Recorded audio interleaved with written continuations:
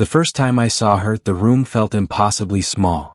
Even amidst the hum of alien technology and the metallic scent of the starship's corridors, my attention was utterly consumed. She wasn't just beautiful, though her elegance could have stopped time, but there was a force in her presence that made everything else fade away. Her eyes, a deep violet with flecks of silver, scanned the docking bay as if measuring each detail with precision. But then they found me. And I knew without words that she saw something more than just a fellow human. She saw the flutter in my chest, the nervous tension in my posture, the curiosity that had long defined me. I tried to appear indifferent. I tried to walk past her without acknowledging the surge of warmth that ran through me. But she smiled, not a casual, polite smile, but a knowing one. The kind of smile that hints someone understands you more than you do yourself. "Human," she said, her voice lilting yet firm, cutting through the ambient mechanical noise. "You're not just staring at me. I can feel what you're thinking." I froze. I'm not," I stammered, instantly regretting the words before they fully formed. She laughed softly, a melodic sound that seemed almost unreal in the harsh fluorescent light of the docking bay. "Don't bother denying it," she said. "I've noticed these things before. It's written in your posture, your breathing, even in the way you avoid eye contact." My face burned. Never had anyone, human or alien, been able to read me with such accuracy. And yet I couldn't help but be drawn to her. It was as if some invisible tether had connected us the moment our eyes met. Her name was Leora, the daughter of the High Council of Altherion, a planet renowned across the quadrant for its advanced diplomacy and unmatched warriors.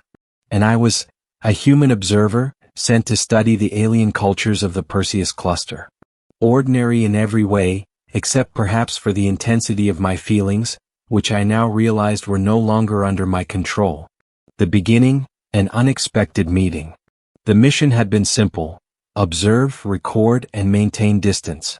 No interaction, no emotional entanglements, no interference in the political affairs of Altherion. Yet, from the moment I set foot on the grand hall of the council, Leora made it impossible to follow protocol.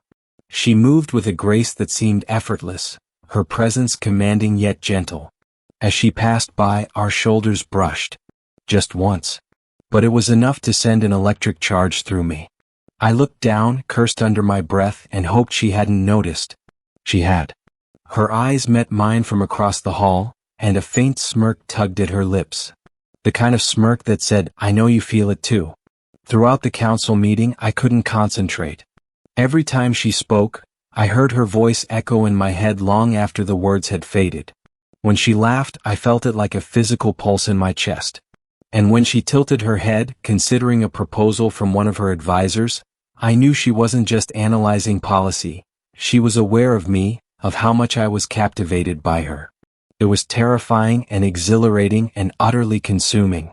After the meeting, as delegates and observers began to disperse, I found myself wandering the marble corridors aimlessly, hoping for some quiet. I didn't have to wait long.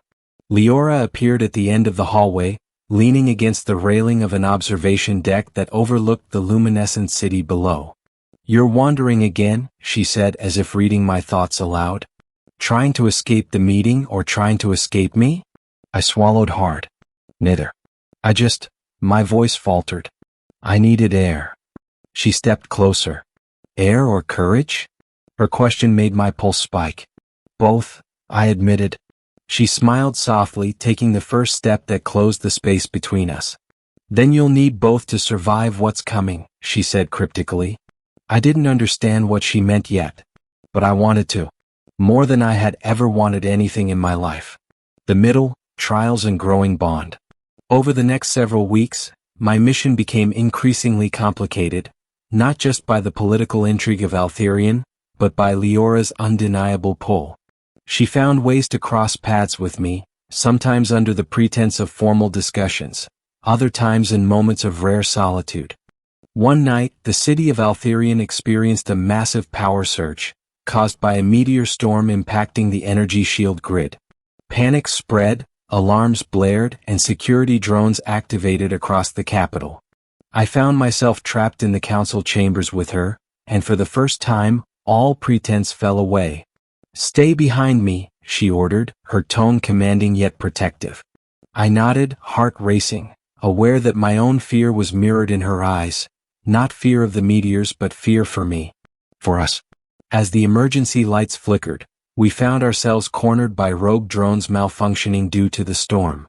She drew a compact energy blade, moving with lethal precision, deflecting the drone's attacks while keeping me behind her. I realized then that she trusted me enough to let me witness her strength, to see the warrior beneath the poised princess. When the last drone finally fell silent, I turned to her. "You saved me." She studied me, her violet eyes softening. "And you noticed, didn't you?" I nodded, unsure if I was ready to speak the truth.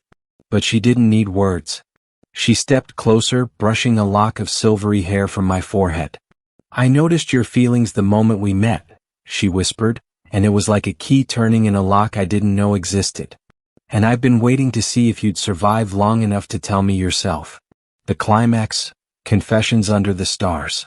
Days later, we were allowed a rare moment outside the capital, in the gardens that overlooked the twin moons of Altherion. The city lights below reflected in her eyes as she turned toward me. "I need to know something," she said, her voice trembling slightly despite her regal composure. "Do you feel the same way?" I couldn't lie. Every moment I've spent here, I've felt it. From the moment I saw you, I couldn't look away. I can't look away. Her hand found mine, fingers intertwining. "I've been waiting for you to say that," she admitted, her voice barely above a whisper. The moons cast a silver glow across the garden, and in that moment time itself seemed to hold its breath. I leaned closer, our foreheads touching, hearts beating in sync. And finally, I allowed myself to kiss her, not the cautious, testing kiss of strangers, but a full, surrendering kiss, an acknowledgement of everything unspoken. She responded immediately, her warmth and strength enveloping me, erasing every doubt, every fear. "I've watched humans before," she said softly against my lips. "But you are different. You notice things others do not. You feel things others ignore. And somehow, you make me feel safe." "I've only just realized," I murmured, "that I've been feeling this for longer than I knew." The ending, love beyond worlds. Weeks passed and our bond only deepened.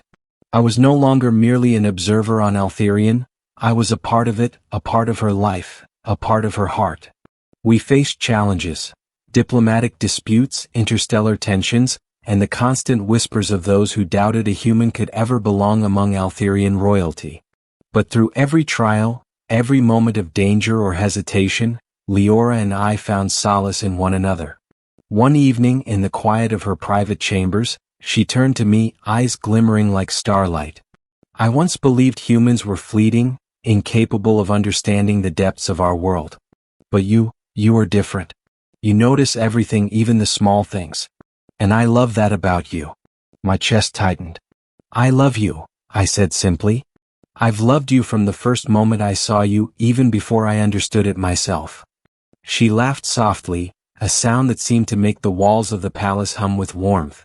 "I was hoping you'd say that," she whispered. "Because I've been feeling the same way, since the moment you arrived." And in that moment, I realized that love wasn't bound by species, rank, or even the vastness of space. It was a force that could defy worlds, a force that could unite hearts even across galaxies. As we stood together, the twin moons casting their light over the palace gardens, I knew that whatever trials awaited, we would face them as one. Because she had noticed my feelings from the very beginning, and in doing so, had awakened a love that would last a lifetime. The universe around us was vast and unknowable, but here in her arms, I had found my home.